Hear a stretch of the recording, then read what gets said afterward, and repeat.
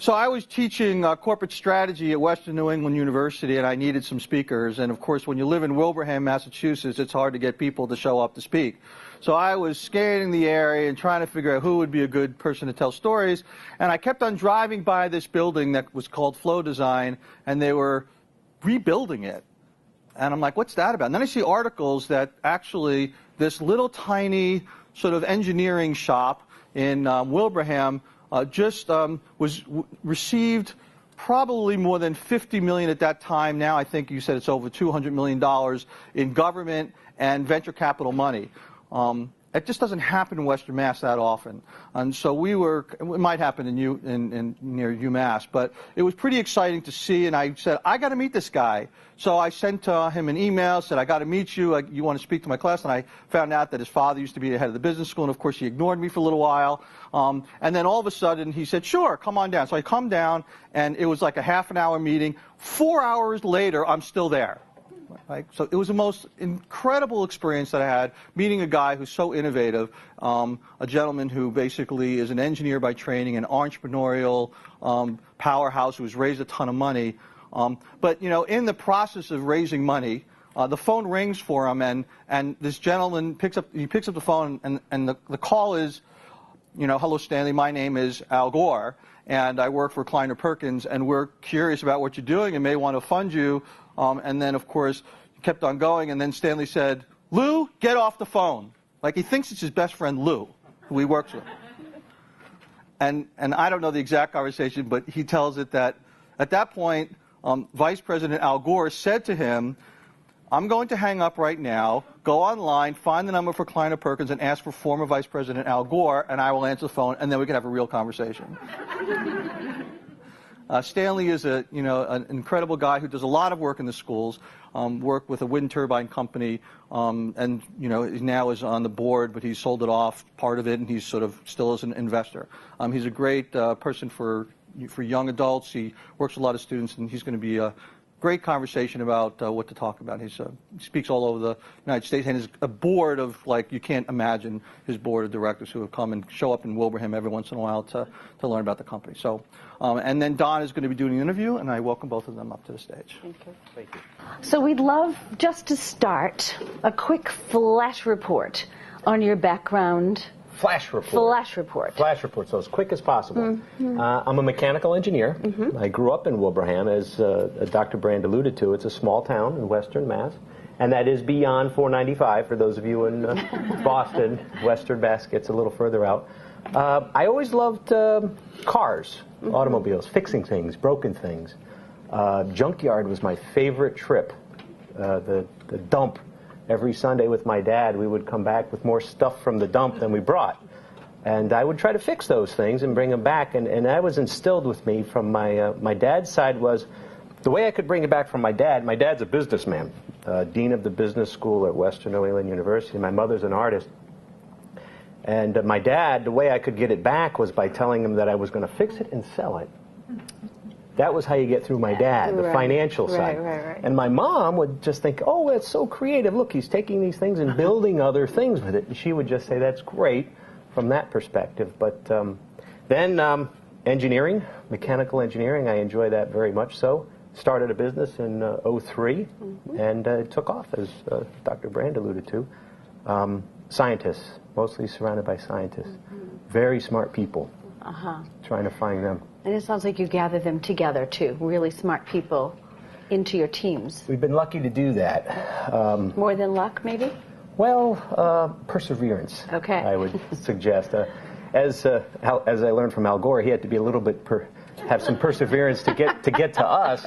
But oftentimes, if you're trying to recruit and you're trying to get people on your team that have very good jobs and to get into a startup, I think it's just that relentless pressure, constant pressure. And setting the challenge profound. I think if we did something mediocre with mm-hmm. our businesses, we went out to build a wind turbine company, and we didn't want to build a Me Too. We wanted a wind turbine that was going to be better than anybody else's. Mm-hmm. 3 times the efficiency, much lower cost, half the cost. And that's what gets people excited, that you set that bar very, very high, and we're able to get people that were in cushy jobs to join our entity. Nice, nice. So let's go back to the the trips to the dump and the machines that you built. Tell me a little bit about your favorite. What was the thing, and what was the environment at home that gave you the tools and so on that made that happen? I think, well, let me just say that by the time I was 13, I probably had 12 cars. And my father, well, I can't believe I wouldn't allow any child of mine to do what he let me do, but I had 12 or 13 cars all around the yard, in the backyard, and this is suburbia, and this is not, it looked like a junkyard. It really did. I mean, I had them all stacked up and was taking them apart. But the way it started is, and again, keep in mind the business and art. Right. My dad was one where you can have anything you want, son, and we had a neighborhood where the kids would come around with very fancy bicycles. There was a mongoose that was getting pretty popular amongst my friends, and I asked my dad, of course, can I have a mongoose? And he said, sure, son, go buy it. You're not going to buy me one like the neighbors? Right. So I had to figure out a way to buy this mongoose. And I said, Pop, well, how am I going to do that? I don't have any money. He says, well, get a job. I'm 9, 10 years old. What are you going to do? Get a job to buy the mongoose. So, of course, a paper route was available. And he knew the kid that had the paper route. And he says, well, I might loan you the money to buy the paper route if you can get a deal from the kid to buy the paper route. I bought the paper route for $20. Well, I still got to get this mongoose, so I got a $20 debt with this paper route. So now I have to. How much are you trying to get to? How much was the mongoose? I think it was about $140. Oh, okay. And that was a lot of money. This is 1981, 82. And so I got the paper route, and I have a bicycle, and I'm delivering the papers, and I'm passing a number of homes that don't get the paper. And I'm writing, and I'm trying to think about how could I streamline this and how can I increase my profits in this business so I can get to the end goal of getting this mongoose. Well, lo and behold, I discovered behind our house was a cemetery, and this was a booming cemetery. People were dying to get in, and I found around the cemetery that after a ceremony there was a mound of flowers, and my paper route was loaded with single women or mothers that were home alone. So I had this great idea. How am I going to expand my paper route? How can I improve my profits? So I started to supply flowers with the papers. And these weren't your average flowers. I mean, you imagine with a funeral, they're quite big, elaborate bouquets. I was able to give green flower, red flower. I had everything you could imagine. A little rose or two on a newspaper, you would be surprised what your tip would become. I would from 20 cents to $2 for a tip. And if you left a dozen roses, can you imagine a dozen roses from a 10-year-old boy? Well, I started to get a little bit too over the top with the flowers, and there was a lady, there was a French lady, and her mother was coming, and she spoke French, and I saw this huge bouquet that had French writing on it. And I knew what it was because it had all those weird little symbols. Yeah. So I got a big one for her, and I put it on their front step. And it had the vase, and it's still they had the paper mache vases that they had a big fan and a bouquet wrapped around it. And what do you think it said? Oh, something. Rest in peace, Mom. Rest in peace. I love you, Moms. I'm going to miss you, Mom. And she comes home with her mother. And the Tupperware party, the next couple days later, where it was revealed where these flowers were coming from, destroyed all of my tips. Oh, sure. So that was a challenge. Now from the graves, Now I had to improve the efficiency a different way, so I had to increase the speed. Now at this point, I had already gotten enough money for the bicycle.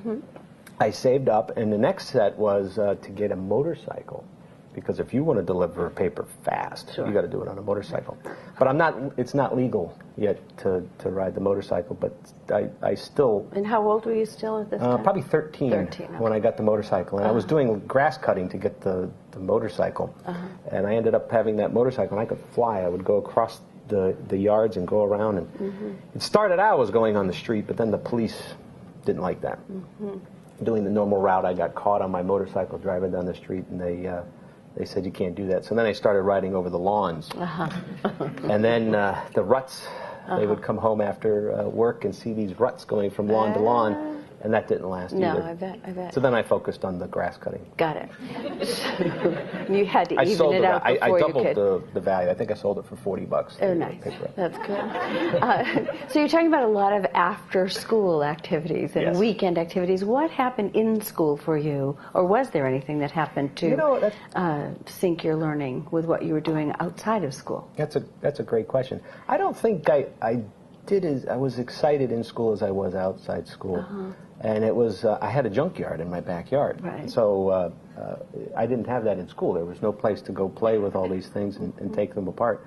And I had a Volkswagen when I was 14 that I would drive around in the woods. And then I started fixing the cars up to sell them. And that's how my father let me get away with having so many. Sure. Is because it was a business. Yeah. I would mask everything I was doing with some Right. sort of a financial gain.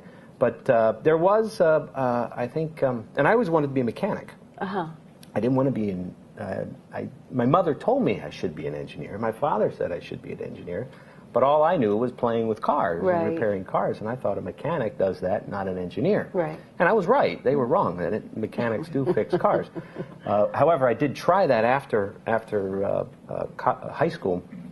I had a physics teacher in high school that was very inspirational with some theory, applying the theory. But afterwards, I wanted to be a mechanic, and I tried college for a little while, and it was all these prerequisites in engineering that were heavily math-related, and I wasn't the best at it. I got C's, I got through it, but I was more often playing with the cars. So I quit and became a mechanic. And for 2 years, I worked on broken cars and broken boats. And I had the reputation at this location of being the guy who could fix the ones that were the most difficult. Sure. The one that they couldn't diagnose, the ones that were intermittent failures. However, they didn't realize I didn't know what the hell I was doing. All I would do is read the books and try to figure it out. Yeah. But when they had me do the more mundane things, like, and this was a boatyard I worked at, they had me install this radar on a boat for somebody. And they said, well, he can do that. He's been doing all this other stuff. I didn't know what I was doing. I was wrapping wires together.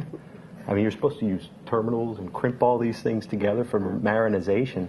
And they would come back 6 months. I only did it for a short period of time. Yeah. But I met them later, and they said, "Oh my God, what you did to these poor people's boats!" I mean, all they did was wrap like monkey balls of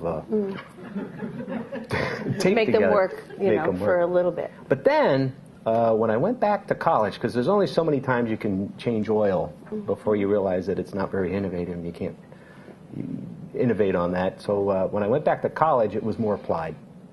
And I had a professor there, Dr. Walter Prez, who was my engineering professor, that brought into the classroom real-world challenges. And now, for the first time, I had this experience, wonderful experience working on these things, but that how it works component of it, the theory, getting to the next depth, really inspired me. And he was able to draw that out. He became my business partner. Wow. Became my business partner. He later on, after college, we reunited. And we started FloDesign. Nice. And we built a pretty good business out of it. Yeah. So where do your ideas come from when you say you want to take something and move it to the highest level possible and create criteria around that for wind turbine and so on? Where do those come from for you? Well, I think, here, how about this? What time of the year is it right now? It's autumn. And I can tell you how we got started. I'm working with one of the world's best aerodynamicists. Very well known, works with the chief scientist, United States Air Force, professor at Western Wayne University. And we're sitting around in the autumn time, and he was supposedly retired. And it's this time of year, and leaves are falling from the trees. And he's the best aerodynamicist, nozzle systems. And we said, well, why not make the world's best leaf blower? Right? So that's what we started out to do. And we built a leaf blower that we felt was a pretty damn good leaf blower. It could go 80 feet. Wow. Did you ever hear of a leaf blower that can go 80 feet? And we Stand tuned at your this, front door and just and we tweaked this thing up to the point where we could knock somebody over. This was a serious leaf blower, not your average leaf blower. And but here we are now. We're starting out. Now, what don't we have? Capital. We got 2 people. We built this prototype. We don't have capital. So where do you get capital? Rich people. Where do you find rich people? Well, Western Mass, you got to read on the buildings, like campus. On our campus, we're looking up, and there's a name, and that guy must be rich. We learned that they gave money to get their name up there. So we would track them down. Turns out one of them, most of them were out here in Boston, so we had to track our leaf blower out here. And we went over to the Prudential building and presented on the top floor, corner floor, looked out over this great city and presented our leaf blower. We brought it up the shaft and showed it to him and presented.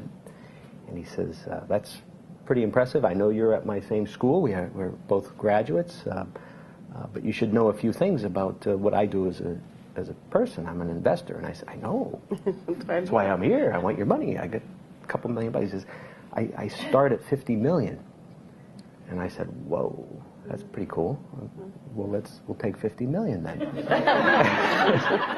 Why not? And he says, you don't understand. I invest I'm a mezzanine financer. I put money into people who deploy money. And I start at $50 million. And so I'm starting to learn this whole landscape of where the money can come into companies and whatnot. And he introduced us to some other folks. And we pitched that leaf blower, and we couldn't get any money for that leaf blower. And then we transitioned. It was the same team, same idea, but we wrapped it around a wind turbine. And the wind turbine we presented in 2008 when the gas prices hit the all-time high in June. And wind turbines were sold out. Nobody seemed to care about our fancy leaf blower. These investors were like, Now, when you say, where do you get your ideas from? Now, in looking back, at the time it was, there's leaves on the ground. Hey, I got to fix these leaves. Now I realize, look at things like, what's the trend of the day? What are the pain points that people are trying to see? Everybody was feeling the pain at the pump in 2008. And here we come saying we're going to lower the price of electricity with this wind turbine. They're all sold out. And the timing was wonderful. So now for finding these pain points or need, you look in the newspaper. And you keep doing that and creating new things and ideas? Well, so the wind turbine took off. Right. And that's where Stephen was alluding that we had some really fancy people chase us down. And we had won a competition here in Boston, two of them. One was called Ignite Clean Energy, and the other one was SEEP, Clean Energy Entrepreneurship Prize. That was $300,000. Nice. And we hadn't raised any Not capital 50 million yet, but you're Not close. 50 million, but 300,000. That's a lot of money. And we didn't have to. We could have used it for anything. I could have bought another motorcycle. Nice. But instead, we rolled it back in and raised a lot more capital after that. And that's when the investors came. But it's been a hell of a ride. So, as someone giving advice to educators in the room, what do you think they should be doing? For me, it's always the difference between why is it a discrete after-school activity for you as someone growing up and something that's very different during the school day. What could we do to blend the two, do you think, for a learner like you? I think Stephen started to allude to it. These libraries, converting them to innovation centers, I think they should be junkyards. Fill them full of stuff. And I think I read a book, Organizing Genius. A great book. And in there it said that the environment seldom matters for innovation. In other words, don't build the facade. Focus on filling it with stuff. Like the burning, the folks over at the Blackbird developed the Blackbird. Right. The Skunkworks team.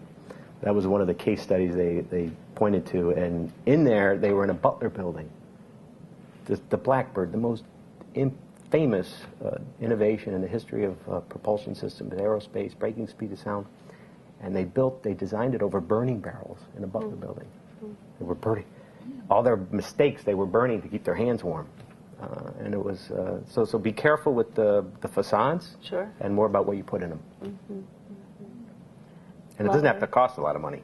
I'm Polish. We know how to really get a lot of stuff for so just take a trip to the junkyard. Fill it full of junk. Fill it. Excellent. When you get to a crossroad, when you follow a path and have some things in front of you, what attracts you most? What is the thing that says, that's the thing I want to do next? That's the creative innovation. That's the... See, I'm torn with, I'm a tech junkie. I love technology, but then my father's side is always, does it have a need?